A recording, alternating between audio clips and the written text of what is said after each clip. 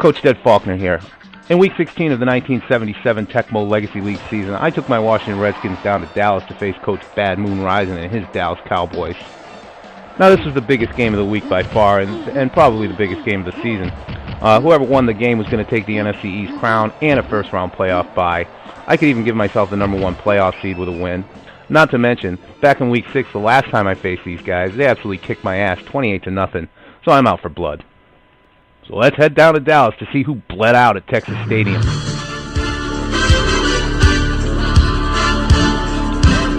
I felt that if I got into a passing shootout in this game, I didn't stand a chance, so I decided to run it a lot.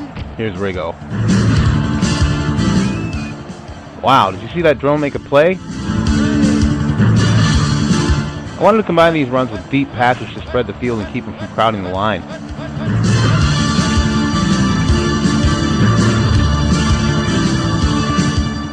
But, as you can see on this play, his defensive line was in the backfield before I had a chance to let the receivers get downfield.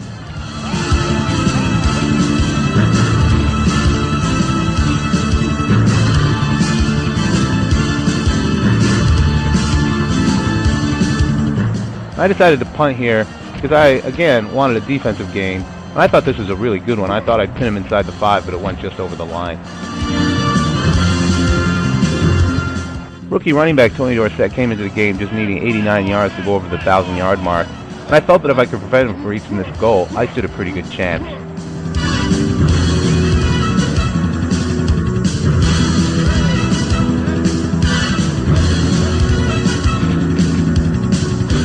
But given the fact that I had to key on Dorsett so much, plays like this became a real pain for me. If my corners didn't cover on play action, I was sunk.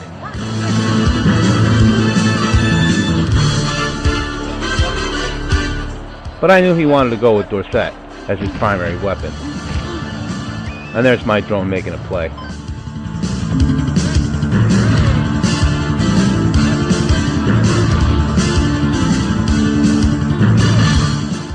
Former Redskins coach Joe Gibbs said you would stop Dorsett 3 or 4 times in a row, only to have him turn around and pop off a 50 or 60-yard run.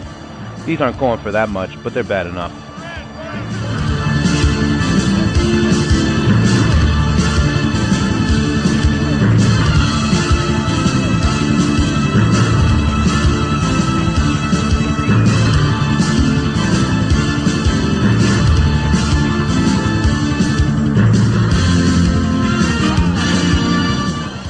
I'm missing linebacker Brad Duzak, which is a shame because I'd really like to have a presence closer to the line to get in Tony Dorsett's face. With that speed, he just beats me to the corner every time.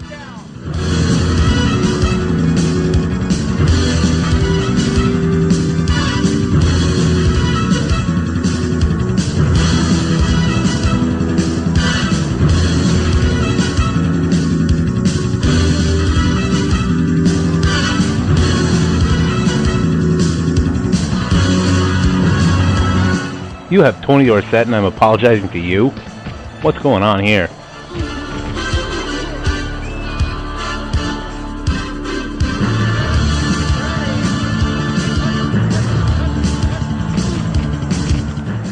Pick plays were a real issue for me. He did it a lot of times, especially on 1st and 2nd down, and that put me in a big hole.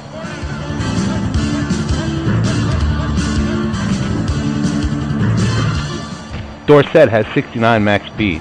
Mike Thomas isn't that fast, but he's still pretty quick. After a quarter, it's 7-0 Dallas, but after a big Mike Thomas run, I'm feeling like my game plan is just about to pay off.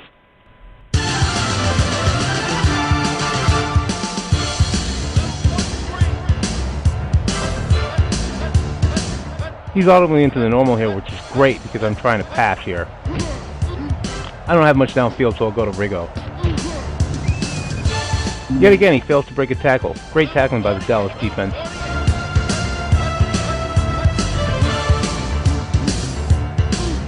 Oftentimes, if you cut this sweep back up into the middle, the tackle will come out and clip the guy who's trying to make the play.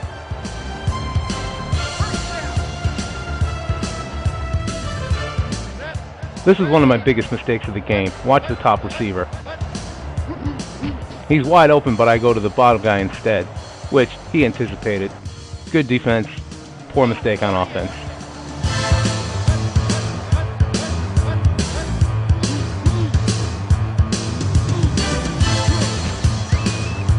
The Dallas defense tackled well all day, which is why I passed here on fourth down rather than running the ball, which is what I had wanted to do in my game plan.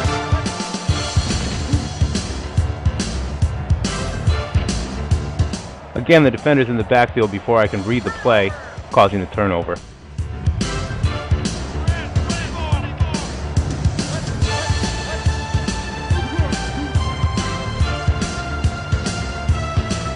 Even if you do manage to stop Tony Dorsett, Dallas has a number of different ways in which it can beat you.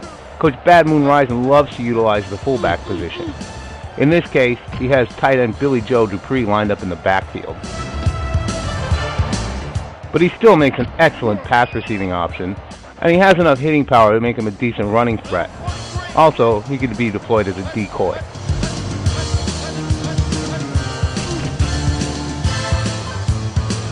The play fake sets up the deep pass to Drew Pearson.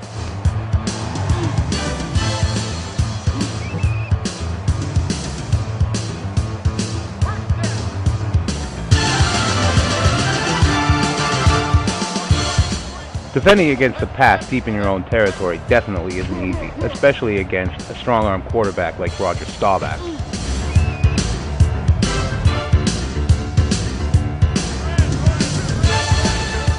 But if you have a defender with good quickness, good speed, and good interceptions like Ken Houston here, you can do it.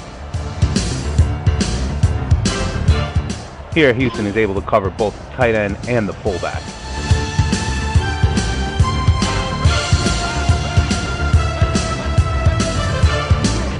And his quickness allows him to get to this pass before it's completed. Curiously, even though Tony Dorsett had been so effective against me, he decided to run 3 consecutive pass plays in this series, which led to this field goal.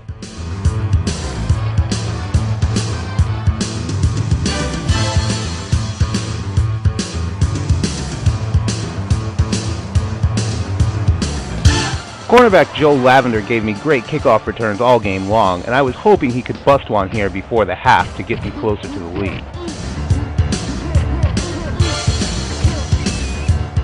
But since that didn't happen, I had to go for a Hail Mary. And when that's the case, I like to install plays that have just one receiver going deep instead of multiple guys. This gives you your best chance to find one-on-one coverage, and if your opponent rushes, you may find the receiver wide open.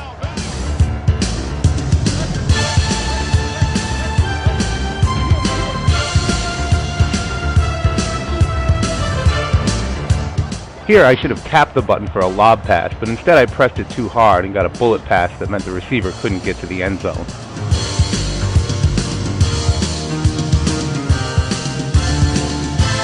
It sure had been a good half for Coach Bad Moon Rising and the Cowboys. He had Tony Dorsett going early on, and that set up the play-action pass. While Mike Thomas had a couple of good runs for me, the Cowboys kept these in isolation and prevented any sustained drives. I also made some mistakes. I missed that wide-open receiver on what could have been a big play, and when I had a chance to put points on the board, I probably should have kicked the field goal instead of going for it on fourth down, especially considering that the Redskins have scored 0 points against Dallas all season. Now, it's not time to abandon my game plan just yet, but I am going to be kicking off to him, and given that I'm already down 10 points, this is certainly not where I want it to be at halftime.